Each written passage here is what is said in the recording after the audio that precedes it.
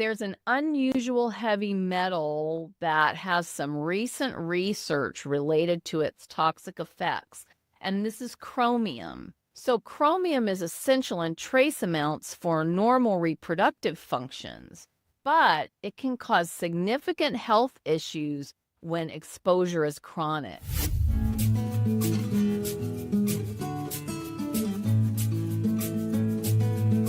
Welcome to the Let's Talk Toxin show. Today we're going to talk about something that affects all of us, but often goes unnoticed: heavy metal toxicity. We're going to specifically focus on its impact on women over 50. And just know that these toxins are silent intruders in our body. They cause hidden damage and really can disrupt our hormonal balance. If you're concerned about heavy metal exposure and its effects on your health, you're not alone. In this episode, I'll share practical strategies for reducing your exposure to heavy metals and detoxing to support your overall well-being. And make sure you stay to the end where I answer questions from women just like you. If you're new here, I'm Dr. Gayla Gorman, a licensed acupuncturist, naturopath, and author of What's Your Kryptonite? I wrote the book to help women understand the effects of chronic stress that's turned toxic. In the book, I share the MOLT method I developed to make it easy to shed stress, along with the accumulated toxicity, just like any other creature in nature that's outgrown its trappings. Many women find their way to me after trying everything to deal with their annoying symptoms. You may feel like you've learned more than you ever wanted to know about health, and you're still not healthy. It's time for a different approach. Symptoms are directly related to stress, but stress isn't easy to master, and it isn't going away. If you're ready for a new approach that will lead to stress mastery, I highly recommend my Wellness Warriors membership. It's perfect for those who have a strong sense they're missing something important. That's the key to optimal wellness.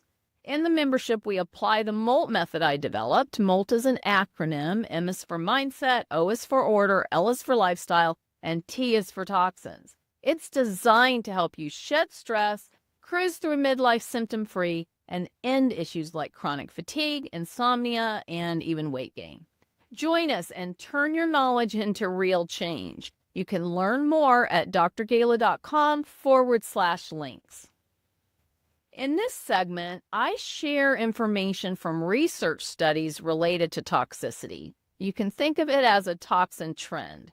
The T in MOLT stands for toxins, and I can say with confidence that every symptom is caused by accumulated toxicity. I evaluate 12 categories of toxicity when I'm working with someone to unravel a health mystery. Our world is full of man-made substances that our bodies were not designed to deal with. Couple this toxicity with an overwhelming amount of toxic stressors the body was designed to manage, and it's no wonder women find themselves playing whack-a-mole with symptoms. So this is a report that's a great example of a toxin trend. There's an unusual heavy metal that has some recent research related to its toxic effects, and this is chromium. So chromium is essential in trace amounts for normal reproductive functions, but it can cause significant health issues when exposure is chronic. Recent studies highlight chromium's role in genomic instability, oxidative stress, and DNA damage, which are linked to carcinogenic effects, particularly in the lungs, the larynx, bladder, and kidneys. Additionally, chromium exposure has been associated with kidney dysfunction and even skin diseases, which further emphasizes how potentially toxic it is. This recent research also explores chromium's impact on epigenetic modifications and talks about how it influences gene expression. I just mentioned that it's definitely a factor in our reproductive system, but if it's out of balance, it can lead to reproductive issues like ovarian cysts and even uterine abnormalities. So the ongoing research underscores the importance of understanding chromium's toxic mechanisms to better manage its health impacts. Some of the forms of chromium just know that chromium exists in two primary forms. There's trivalent and hexavalent. And just know that CR6, or the hexavalent variation, is significantly more toxic and carcinogenic and can cause severe health issues, including lung cancer or, at a minimum, respiratory irritation and kidney damage. In contrast, the CR3 is generally less toxic, but it can still cause the oxidative stress and reproductive issues if you're being exposed to it at high concentrations. So chromium tends to be one of the things that we take for, helping to balance our minerals, but just keep this in mind when you're taking any sort of supplement, that it is definitely an issue that we can create more problems than we solve by supplementing with single things. Particularly have an issue where we're supplementing with one single mineral and then creating an imbalance. Some of the health effects and how exposure happens, it typically occurs with inhalation. It is possible that you could ingest it unknowingly. That's less likely. But it's also possible to come into contact with it through your skin. Again, we've talked about some of the health effects, including respiratory problems, asthma, cough, skin ulcers, and then ultimately an increased risk of cancer. Remember that not every form of chromium is the same. And if you're being exposed or even ingesting the less toxic form of chromium at lower levels, as long as you have really put some thought into what you're doing and why, and you're monitoring the kinds of symptoms that we're talking about here, it's probably not going to create a problem. But it's really important. I wanted to bring this to your attention because I think it's important to know that heavy metal toxicity is not just limited to some of the things that we automatically think about, like mercury and that sort of thing. Again, you can have any sort of respiratory irritation. They're even saying potentially nasal ulcers. And then we talked about reproductive issues and even infertility. And so before you seek fertility treatment, you want to make sure that you really have things in balance and that you're really healthy otherwise. That's the approach that an Oriental medicine practitioner like myself would take, and potentially saving you many thousands of dollars by avoiding fertility treatment. Both forms of chromium can affect reproductive health, but we've already talked about the type that is more potent, and this is the one that really creates a problem and really creates an increased risk of genetic disorders. Chromium toxicity has also been known to cause oxidative stress. And so this is just really something that we don't want to add any more toxic stressors to our body. We've got plenty of exposure in all the things we come into contact with. So really being careful to manage your chromium exposure will go a long way to really take care of your overall health and well-being. Chapter 12 in my book, What's Your Kryptonite, is dedicated to helping readers manage what I refer to as tricky toxins. Our bodies are bombarded with toxicity, so we have to learn to manage it. Just comment tricky toxins and we'll send you a link where you can download the chapter for free.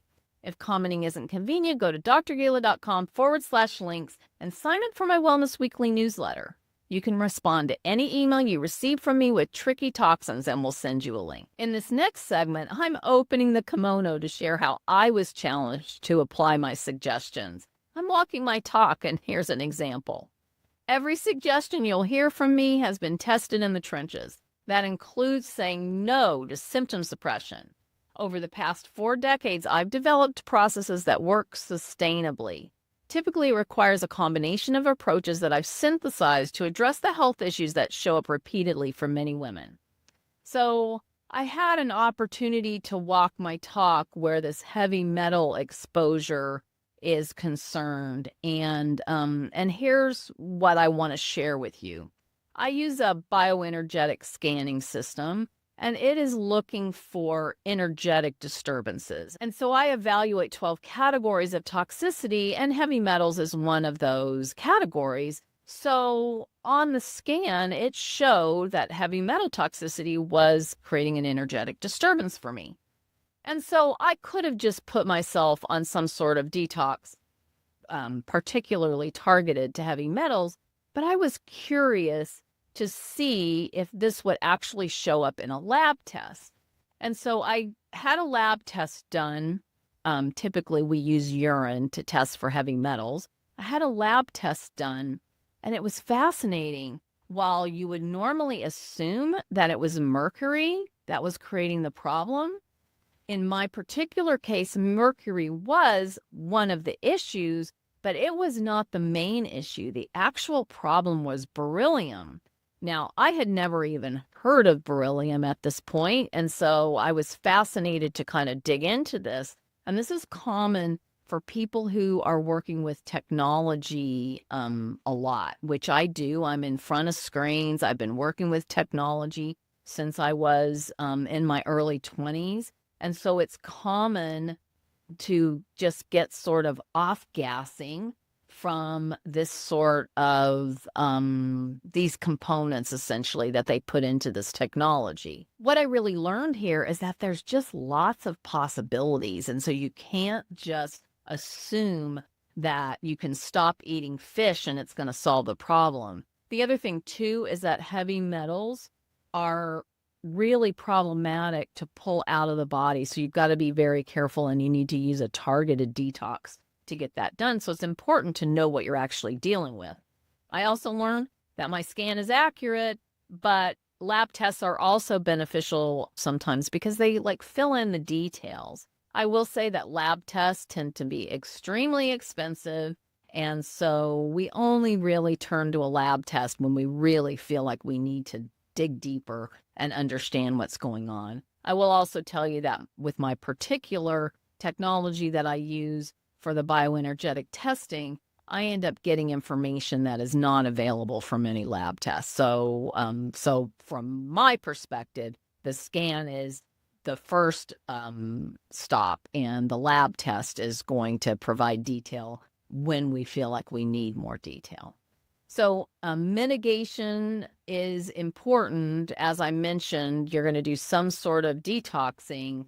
In this particular case, I used a protocol that I designed specifically for this purpose.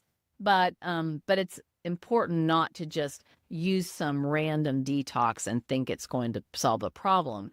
And most importantly, you want to reduce your exposure. So I've really worked hard to increase my mitigation efforts, using more protection, and overall reducing my exposure, doing a better job of grounding, stepping away, that sort of thing. And then you want to monitor your improvement and make sure that what you're doing is working. And so I do that on a regular basis as well. So hopefully that helps, and helps you to kind of understand how I would manage a situation when a high level of toxicity shows up.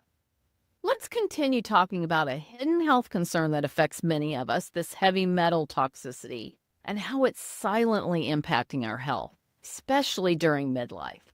Understanding the risks of heavy metals is crucial, as these toxins can have profound effects on our well-being. Symptoms related to heavy metal toxicity often mimic other conditions, making it really challenging to diagnose the actual root cause of the problem. While we can't completely eliminate exposure to heavy metals, the good news is that we can take practical steps to reduce our risk and support our body's natural detoxification mechanisms. We're going to look at recent research and evaluate what it's telling us about managing heavy metal exposure and maintaining optimal health during midlife and beyond. How do women encounter heavy metals every day?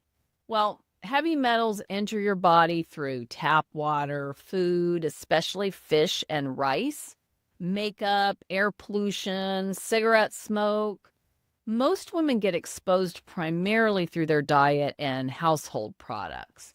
If you want to get tested for heavy metals and you don't have access to using my bioenergetic scanning system, there are blood tests or urine tests that will show recent exposure to metals like lead and mercury. You can also use hair tests, but hair tests are going to reveal longer-term exposure. So if you're concerned that you may have had recent exposure, then you can use something like a blood or urine test. But if you want to really evaluate how long this exposure has been going on, you're going to want to use hair, because then they're going to be able to tell essentially where it's showing up in your hair that's grown out. Unlike other toxins that you might be able to detox more easily, heavy metals will not easily leave your body. They accumulate over decades, which is why many women, by the time we get to midlife, have higher levels, even when we have pretty low consistent exposure. Heavy metals definitely disrupt our hormone system. They're essentially acting like an uninvited guest at a party. They disrupt your body's hormone messaging system. So this kind of mimics hormones, blocking the hormone receptors, or it could interfere with how your body produces hormones. Lead, for example, can lower your estrogen while raising FSH levels, worsening your menopause symptoms. Honestly, any kind of stress can do this, but the stress, the toxic stress from heavy metals is certainly a way this can happen. Mercury can affect the proteins that transport hormones in your bloodstream and create further imbalances. Metal exposure can create estrogen dominance. This can cause PMS, weight gain, painful periods. So you can see that if you have been exposed to metals and you're having these kinds of issues earlier in life, it's definitely not too early to check your toxicity levels. These metals can simultaneously deplete other minerals that are needed in your body to produce healthy testosterone levels. And so this can lead to fatigue and even brain fog. Heavy metals can also affect reproductive health.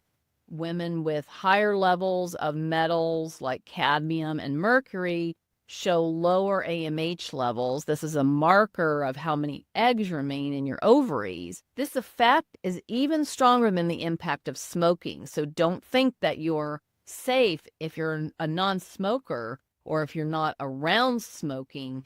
Know that there are other ways that this toxic buildup can affect your fertility. Your reproductive system ages more quickly with metal exposure. Studies show women with higher cadmium levels experience up to 9% faster decline in ovarian reserve markers every year. Heavy metals can damage egg follicles, potentially triggering earlier menopause and its associated health challenges. This includes menopausal symptoms like hot flashes, even a risk of heart disease or osteoporosis. Remember, you can get the Tricky Toxins chapter of my book, What's Your Kryptonite, for free. Just comment Tricky Toxins and we'll send you a link where you can download the chapter. If commenting isn't convenient, go to drgayla.com/links and sign up for my Wellness Weekly newsletter. You can respond to any email you receive from me with Tricky Toxins and we'll send you a link. Now let's continue with a few practical ways to address the risks of long-term unmanaged heavy metal toxicity and how it affects more than just our physical health. It can actually impact our overall well-being and increase our risk of various complications during midlife. But there is some good news. Even small changes in our daily routines can significantly reduce our exposure to heavy metals and support our body's natural detoxification mechanisms. And don't forget, when I'm done, drop a comment to share which detox tips you're planning to try and why you think they'll work best for your health journey. Let's take a quick look at some of the health risks from heavy metal exposure. This was particularly lifted out of research that I did for this episode. Women with higher cadmium levels have nearly double the risk of osteoporosis. These metals weaken bones by interfering with the bone-building cells and the mineralization process. Maybe you're concerned more about your heart or your brain. Metal exposure increases your risk of heart problems and memory issues. Even low levels can affect blood pressure and make thinking less clear over time. It also will worsen menopause symptoms. We talked about this a few moments ago. Hot flashes, night sweats, mood changes. All of these symptoms might be more severe with metal exposure because these toxins amplify the hormone fluctuations that are already happening during menopause. So as I promised, here's some strategies for detoxing from heavy metals. Here's some simple daily changes that you can implement that will go a long way to reducing your daily ongoing exposure. First, you want to make sure that you're filtering your drinking water. I recommend that you use reverse osmosis. A 3-stage system is best. Use reverse osmosis water and pretty much everything that you're drinking. If you don't have the ability to install a reverse osmosis system, a high-quality filtration system, then you're going to need to buy spring or distilled water for your drinking. And that can really make a big difference. And don't trust when they tell you that the drinking water is safe. You're still going to get a toxic metal buildup over time. Choose low mercury fish. And I will admit, I absolutely love tuna fish. And this is something that I eat sparingly now because of the potential buildup of the metals in my body. Make sure you're washing produce thoroughly. And if you haven't done this already, avoid smoking. And this includes vaping. So you do not want to be getting exposed to these carcinogenic toxins, essentially, that are coming from smoking regular cigarettes or vaping. Small changes in your daily routine can significantly reduce new metal exposure. Some of the more helpful foods that will help your body to remove the metals naturally are garlic, onions, cilantro, dark leafy greens in your diet will kind of help to promote the pulling out of these metals from wherever your body has stored them. Foods rich in sulfur and other antioxidants can also support your body's detox pathways, and that's definitely going to help. If you really need some support with this, you want to make sure that you are talking to somebody who understands how to deal with toxicity, particularly metal toxicity, and can advise you on testing options and help you to create a personalized, customized detox plan. The right approach depends on your specific exposure history, health needs, and what else you've got going on in your current situation. The answers I give to questions I receive quite often apply to and would be helpful for most women. I've accumulated a few related questions and I'll answer them in this segment. I call it Ask Away. If you'd like to ask a question, I created a forum so that it's sure to get answered. And your question could be shared in a future episode helping many other women. So comment question and we'll get you a link to the form. If commenting isn't convenient, go to drgala.com/links and sign up for my Wellness Weekly newsletter. You can respond to any email you receive from me with question and we'll send you a link. How does heavy metal toxicity affect menopause? Well, heavy metals like lead and mercury can disrupt hormone levels, potentially worsening menopause symptoms like hot flashes and mood swings. Exposure to heavy metals has been linked to earlier arrival of menopause and a reduced ovarian reserve. So managing heavy metal exposure can really go a long way to alleviate some of these menopausal symptoms. I will say, though, that any sort of stress from any of the toxic stressors that I talk about on the Let's Talk Toxins show will actually contribute to making menopause symptoms worse. And so I really encourage that you go back and watch the whole episode and consider what other ways you're introducing too much stress into a system that's already stressed, trying to manage the transition into menopause. What are common sources of heavy metal exposure? Well, for starters, contaminated water is one of the most common ways, and many of us are still consuming tap water, and just know that that is not a great strategy. You want to definitely up-level the quality of water that you're consuming.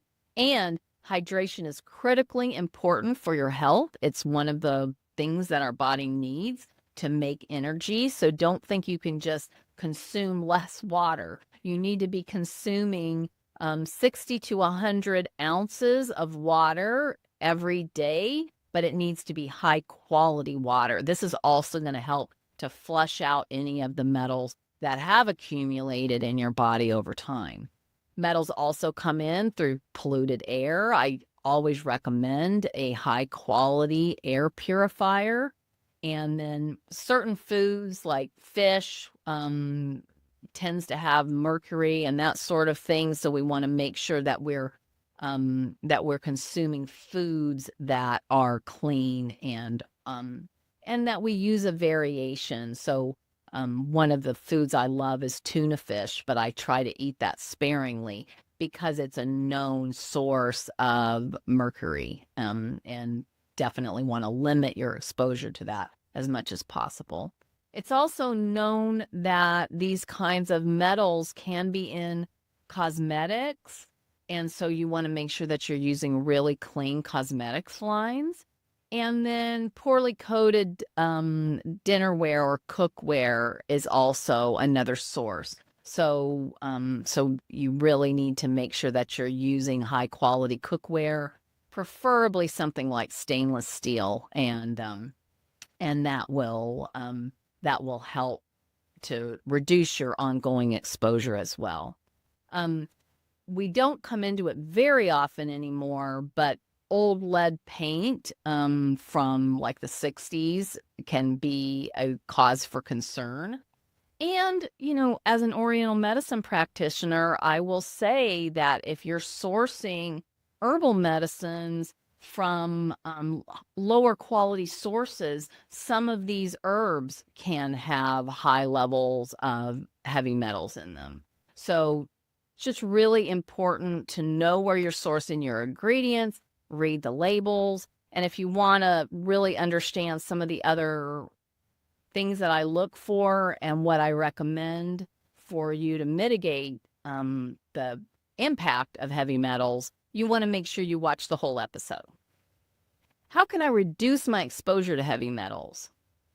Well, first you want to avoid foods that are known to be contaminated, certain kinds of fish, but also rice. Rice is one of the things that is really known to have high levels of metal toxicity. So you definitely want to buy organic rice, really, or any type of grain should be organic.